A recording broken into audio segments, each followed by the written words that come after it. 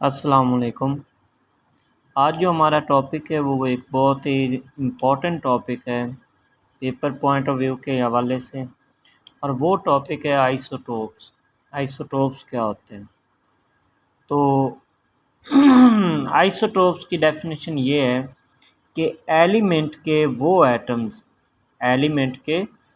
Atoms जिनका atomic number same but mass number different हो, उनको हम कहते हैं आइसोटोप्स। एलिमेंट के वो एटम्स जिनका atomic number same but mass number different हो, उनको हम आइसोटोप्स कहते हैं। अब उसके बाद इसके एग्जांपल्स आ गई। इसमें हाइड्रोजन है। हाइड्रोजन के 3 आइसोटोप्स होते हैं, और वो है प्रोटियम, ड्यूटेरियम और ट्रिटियम। उसके बाद कार्बन है। कार्बन के 3 आइसोटोप्स हैं, कार्बन 12, कार्बन 13 और कार्बन 14। उसके बाद क्लोरीन है। क्लोरीन के भी 2 आइसोटोप्स हैं, क्लोरीन 35 और क्लोरीन 37। फिर आ जाता है लास्ट हमारे पास यूरेनियम के। यूरेनियम के 3 आइसोटोप्स हैं, यूरेनियम 234, यूरेनियम 235 और यूरेनियम 238। ये तो हो गया आइसोटोप्स की डेफिनेशन, और उसके बाद कुछ एग्जांपल्स फिर समझ लें।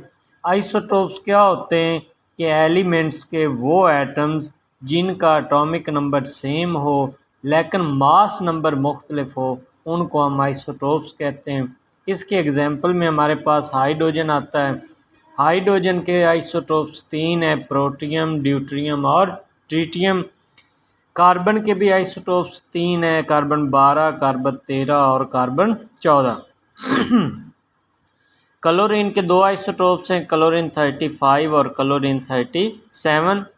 और यूरेनियम के 3 आइसोटोप्स हैं, यूरेनियम 234, यूरेनियम 235 और यूरेनियम 238।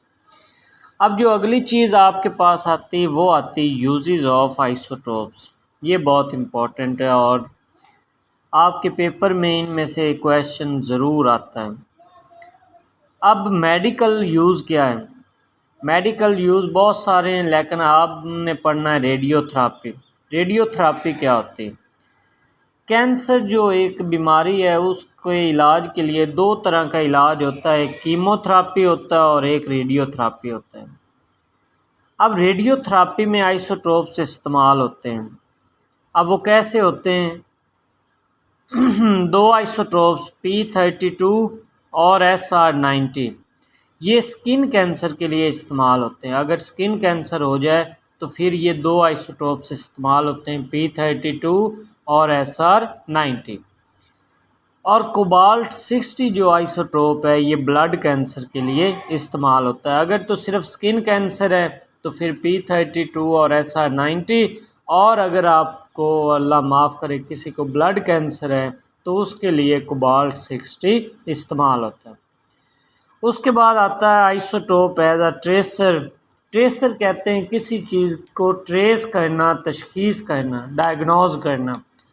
तो गुइटर की डायग्नोसिस के लिए ये एक कॉमन बीमारी है। गुइटर की डायग्नोसिस के लिए आयोडीन 131 इस्तेमाल होता है। गुइटर की डायग्नोसिस के लिए कौन सा इस्तेमाल होता है आइसोटोप? आयोडीन 131। और बोन ग्रोथ की नशोनुमा का मुआयना करने के लिए हमारे पास जो आइसोटोप इस्तेमाल होता है वो टेक्नीशियम है। ये हमारे पास आइसोटोप इस्तेमाल होता है फॉर बोन ग्रोथ। ठीक है, बोन ग्रोथ की नशोनुमा का मुआयना करने के लिए जो आइसोटोप इस्तेमाल होता है वो टेक्नीशियम इस्तेमाल होता है। लास्ट जो आपके पास यूज़ है वो है पावर जनरेशन में, कि पावर जनरेशन में आइसोटोप्स का क्या इस्तेमाल है। तो इसमें यह है कि यूरेनियम 200, आप से ये भी क्वेश्चन पूछा जा सकता है कि आइसोटोप से आप पावर जनरेट कैसे कर सकते हैं। तो उसमें यह है कि यूरेनियम 235 एक आपने आइसोटोप लेना है, उसके ऊपर न्यूट्रॉन की बम्बार्डमेंट करनी। यूरेनियम 235 पे क्या करना है? न्यूट्रॉन की बम्बार्डमेंट करनी। बम्बार्डमेंट जब आप करेंगे तो यूरेनियम 235 टूट जाएगा और ये 3 चीज़ें बना देगा, barium, krypton, 3 neutron plus energy release करेगा। जब आप यूरेनियम 235 पर न्यूट्रॉन की बुछाड़ करेंगे तो ये 3 चीज़ें में कन्वर्ट हो जाएगा, बेरियम, क्रिप्टॉन, 3 न्यूट्रॉन प्लस क्या होगा, एनर्जी। अब ये जो एनर्जी है ये बॉयलर में यूज़ होती है। बॉयलर में क्या होता है, पानी को स्टीम में कन्वर्ट किया जाता है। अब ये जो स्टीम है ये जनरेटर चलाती है और जब जनरेटर चलता है तो इलेक्ट्रिसिटी प्रोड्यूस होती है। तो इस तरह आप आइसोटोप से पावर जनरेट कर सकते हैं। तो ये कुछ यूजेस थे आइसोटोप्स के। एक इजी सा लेक्चर था, उम्मीद है आपको समझ लग गया होगा।